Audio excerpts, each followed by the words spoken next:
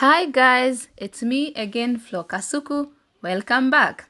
Yeah, we have the topic of Kevin Omwenga, where he was shot by Robert Ouko in his apartment in Killimani.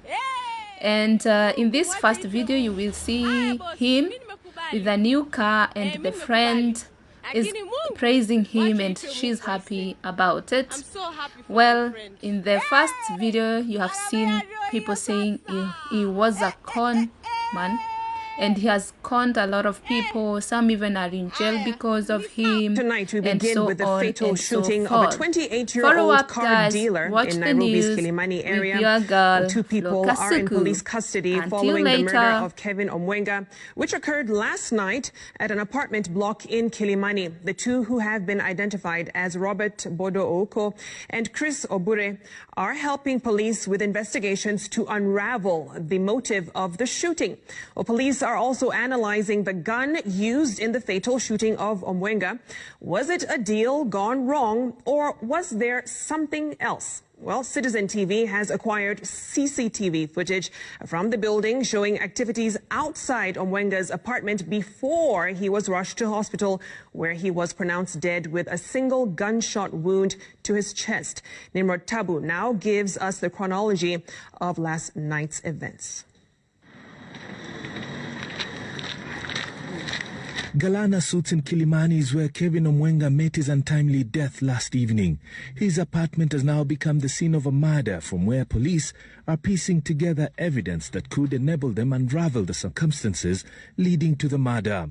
Police say they have gathered crucial information, cartridge and bullet head, to be forwarded to the Firearm Bureau for analysis before they can proceed with murder charges against Robert Ouko, a suspect who is said to have been in possession of the murder weapon, a mini Seska pistol. The CCTV footage also shows the chronology of events. 8:40 p.m. and the first individual disembarks from the elevator on the 7th floor. Wearing a cap and a jacket, the man heads straight to Omwenga's apartment, which is partly hidden by this wall. 2 minutes later, a second gentleman leaves the elevator and heads to the same direction. He is seen wearing a white hoodie and some dark pants. At 8:47 p.m., the man who police are treating as the main suspect is seen leaving the apartment and heads to the lift. Exactly 5 minutes later, the man who has been identified as Robert Ouko disembarks from the elevator again and returns to Omwenga's apartment.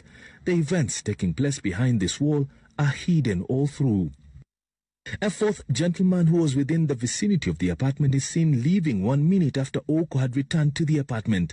He enters the lift and comes back to the apartment 10 minutes after 9 p.m. In his hands, he appeared to carry supplies. The contents are unknown. 1 minute later, another man wearing a white t-shirt walks out of the lift and heads the direction of Omwenga's apartment. 4 minutes later, the gentleman who had arrived carrying supplies is seen leaving and disappears into the elevator.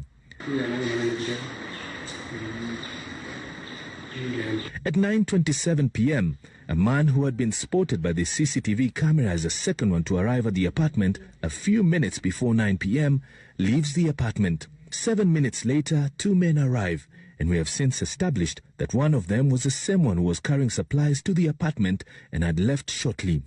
36 minutes past 9 p.m., a man who appeared to be of Arab or Asian origin leaves the apartment and comes back minutes later only to bump into Kevin Omwenga as he was heading to the lift.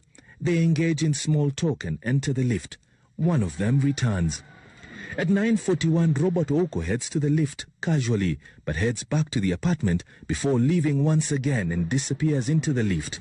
Between 9:41 p.m. and 10:28 p.m., more activities around the lift area as men can be seen walking in and out of the lift and head to the apartment. At 10:35 p.m., the deceased Kevin Omwenga returns to his apartment in the company of a woman. The two can be seen talking and giggling. They disappear behind the wall. Robert Ouko follows them 4 minutes later, and so does the supplies man, this time carrying a dish in his hand. At 11:22 p.m., activities around the lift area appear to change. The calm and casual walk is no more. Instead, the man who had been moving around carrying supplies is seen making a dash for the lift, pressing buttons to open. He leaves after severally going back and forth.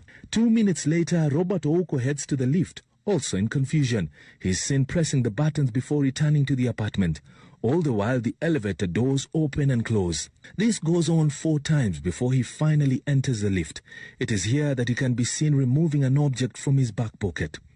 5 minutes later, a man who has been identified as the apartment's caretaker arrives and dashes to the apartment. Another man can be seen reacting in despair. Robert Ouko then returns holding his back pocket. Ouko and 2 other gentlemen struggle in the lift area before heading to the apartment. Cctv footage at the ground floor also captured the activities that were going on, but all this while, nothing appeared suspect until the shooting occurred. At 11:32 p.m., Robert Ouko approaches the lift from Omwenga's apartment, and behind him, 2 men are carrying the injured man who had a bullet wound on his chest. Ouko then appears to grab a bed cover on the floor, wipes blood stains before joining the rest inside the lift.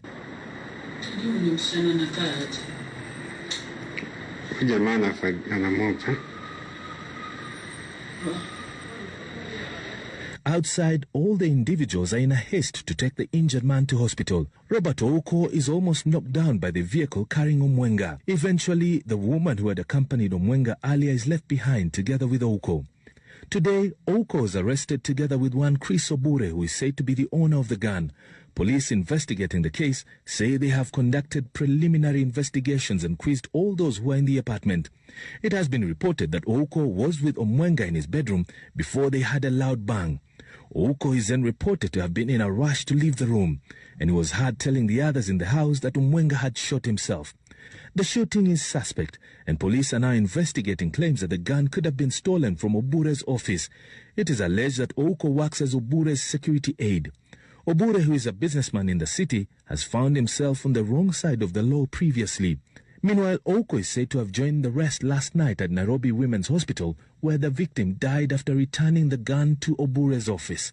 The body of the deceased has since been transferred to Montezuma mortuary pending a post-mortem. Nimro Tabu, Citizen TV. Hi people, this is Kasuku. Welcome to my YouTube channel, and please don't forget to subscribe. Thank you.